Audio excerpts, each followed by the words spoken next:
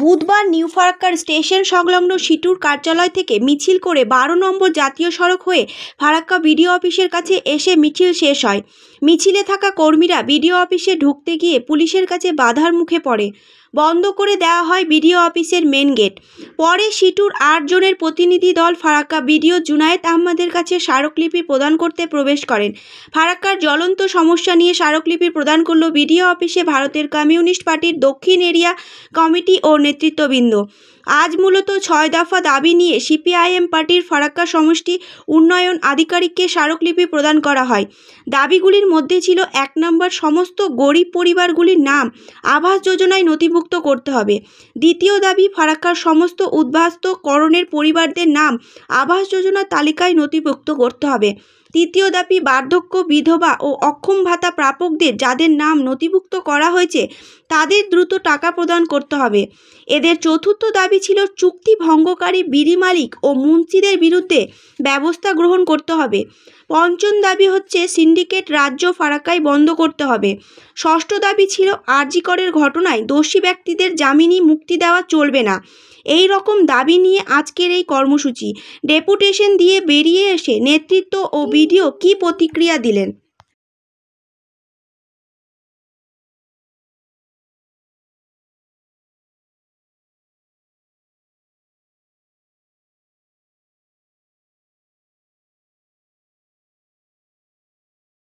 বলাতে বলেছিল এবং তাতে আমাদের কাছে ওইখান থেকে উঠে এসেছিল যে ডেটা, তার উপরে আমরা কিছু সার্ভে করেছিলাম।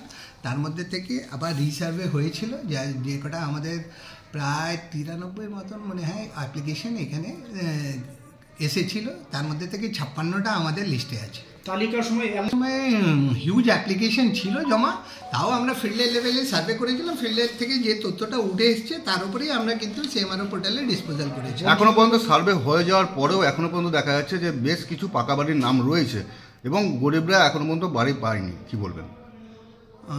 লিস্টে যদি থাকে কেউ এখনও ও ক্লেমস সে আবেদন করতে পারে, আমরা ওইটাকে আবার গিয়ে দেখতে পারি, দেখে ওইখান থেকে পঞ্চায়েতে রেজলিউশন করে দিয়ে যদি আসে আমরা অবশ্যই এদেরকে নিয়ে এগোবো। এদের কি নাম বাদ যেতে পারে আবার?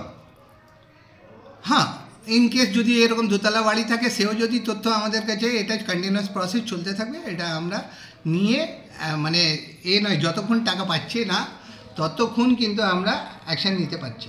বঞ্চিতও কিন্তু উপায় আছে যে রিকভারি করার। এটা policy matter. In due course যদি আমাদেরকে আবার মানে দেখায় আমরা অবশ্যই বলব। সাহেব, আজকে যে ওরা স্মারকলিপি দিল মূলত আপনার কী কী বিষয় নিয়ে আজকে ছিল ওদের সাহেব?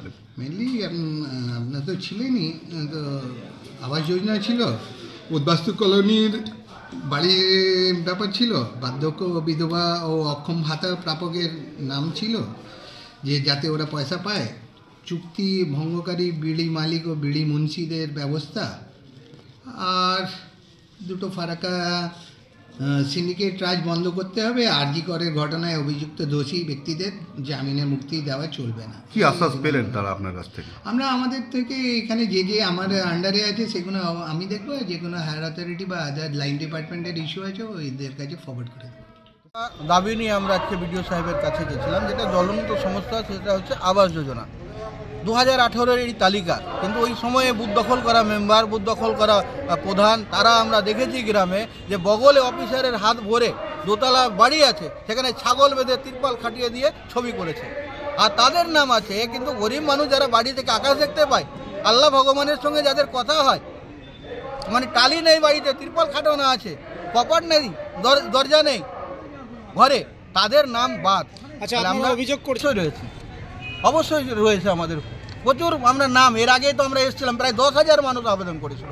বিডিও সাহেব নিকাম্মা ডেকে কিছু করেনি, যখন যা দিয়েছিল সেই আছে। 3টা বাড়িও সার্ভে করতো, আমরা খুশি হতাম, মানুষ খুশি হতো। 9টা অঞ্চলে একটা করে যদি সার্ভে করতো তাহলে হতো। তারপরে আবার আমরা এসেছিলাম সংখ্যালঘুদের জন্য, যে বাড়ি দেওয়ার কথা, এটা ভাগ করে নিয়েছে তৃণমূলের যারা আছে আপনজন, তারা গরিব মানুষ নেই, সংখ্যালঘু অসহায়, দেওয়ার কথা ছিল, কিন্তু দেখা যাচ্ছে মহিলা কি পুরুষের নাম আছে, কোনো ব্যাপার নাই। কিন্তু বিডিও সাহেব বলছেন যে আমরা অফিসার চেঞ্জ করে হলেও সার্ভে করেছি, নির্দিষ্ট যারা তারা ঘর পাচ্ছেন। আমরা বলছি যে না, নির্দিষ্ট পাচ্ছে না, পাচ্ছে হয়তো কিছু পাচ্ছে, সবটা বিডিও সাহেবের কথা ঠিক না।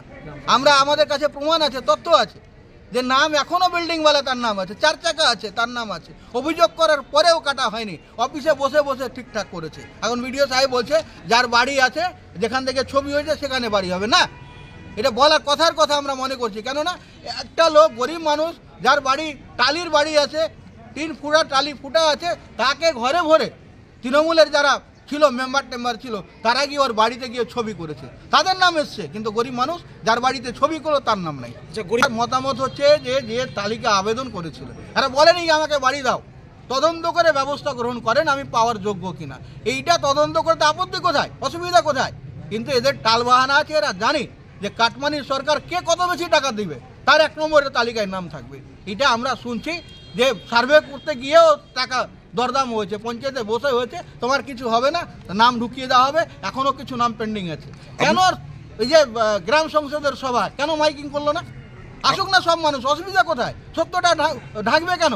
কিন্তু এটা দেখা যাচ্ছে তৃণমূল যাদের নাম আছে ঘরে তাদেরকে পঞ্চায়েতে ডেকেছে বলে হাত তুলো, তারাই তো হাত তুলবেই। কিন্তু সমস্ত গরিব মানুষ কথাই জানে না যে আজকে গ্রাম সংসদের সভা হবে, এটা করেছে বিডিও সাহেব বললো কিছুই না। এটা একদম চক্রান্ত আছে, গরিব মানুষকে নাম বাদ দেওয়ার একটা চক্রান্ত আছে। যেমন বলছে যে হ্যাঁ আমরা সঠিকটা করেছি, চেষ্টা করেছি, কিছু চেষ্টা করেন। আজকে যে ভিডিওর কাছে গেলেন কি আশ্বাস পেলেন? আশ্বাস তো কিছু না, লড়াই ছাড়া কোনো ইয়ে না। ও তো বললো যে একটা নাম্বার আছে, ওই নাম্বারে ফোন করতে হবে, যা হবে ওখান থেকে হবে। কতটা হচ্ছে? ওখানে গিয়েও আমাদের একজন মহেশপুরে বললো বটতলা বাড়ি যে 7 জনের ছবি করে এলো ওই নাম্বারে ফোন করে, কিন্তু ছবি করার পর দেখা গেল নামই নেই, বলছে মিস্টেক হয়ে গেছে। তাহলে ভরসাটা কার উপরে করবো? এখন বর্তমানে সেটিংয়ের যুগ, রাজত্ব চলছে, দিদি আর মোদির যে সেটিং, এই সেটিংয়ের সময়ে গরিব মানুষকে বাঁচতে হলে লড়াই ছাড়া উপায় নেই। গরিব কি চাইছেন এখন? আমরা চাইছি সমস্ত গরিব পরিবার তাদের নাম এই তালিকাভুক্ত করতে হবে, এটা আমাদের 1 নম্বর দাবি। এবং বার্ধক্য ভাতা, বিধবা ভাতা, অক্ষম ভাতা ফর্ম জমা করেছে, যখনই আসে গরিব মানুষ দেখেন বাড়ি থেকে মহাদেবনগর থেকে বাহাদুরপুর থেকে ফারাক্কা আসলে কত টাকা খরচা, আর এখানে এসে বলবে এন্ট্রি করা আছে, এন্ট্রি আছে, কখন টাকা পাবে? মরার পরে। আমরা বললাম এত মেলা ঠেলাতে দেখেন না এখানে কি করবে না করবে, হাজার হাজার টাকা খরচা করছে, হাজার না লাখ লাখ টাকা খরচা করছে, কিন্তু ওদের জন্য কি আছে? ওরাকে টাকা দিতে পারে না সরকার? বলুক, কোটি কোটি টাকা খরচা করছে। আগামী দিনে আপনাদের ভূমিকা কি রয়েছে? কিসের? এই আবাস যোজনা নিয়ে আপনাদের লাস্ট ভূমিকা কি রয়েছে? আমাদের লাস্ট ভূমিকা যদি আমরা দেখি কয়দিনের মধ্যে কিছু না হয়, কোনো উত্তর যদি কোনো সঠিক কোনো পদক্ষেপ না দেখি সরকারে, তাহলে আমাদেরকে লড়াই মানে এনএইচ অবরোধ ছাড়া কোনো ইয়ে নেই। এনএইচ যেমন অবরোধ করব, আন্দোলনের দিকে যেমন যাব, আমরা কোর্টের দিকেও যাবো।